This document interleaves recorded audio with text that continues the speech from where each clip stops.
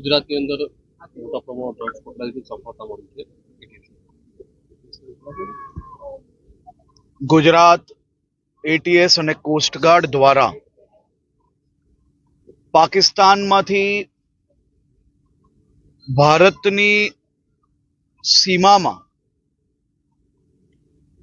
300 kilo 1800 કરોડની કિંમતનું drugs ઘુસાડવાનો પ્રયાસ નિષ્ફળ કરવા બદલ હું ભારતીય કોસ્ટગાર્ડ અને ગુજરાત એટીએસની ટીમને ખૂબ ખૂબ અભિનંદન પાઠવું છું.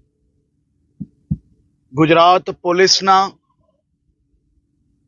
આ ચુનિંદા અધિકારીઓ જે ભારત પાકિસ્તાનની દરિયાઈ સીમાઓ પર છેલ્લા અનેક દિવસથી માહિતીના આધારે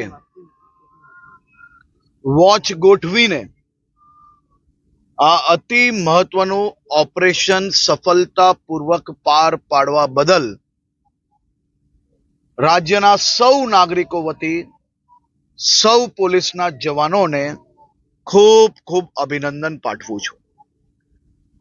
ડ્રગ્સ પકડાયું નથી, પકડેલું છે અને એ પકડનાર ભારતીય કોસ્ટગાર્ડ અને ગુજરાત એટીએસની ટીમ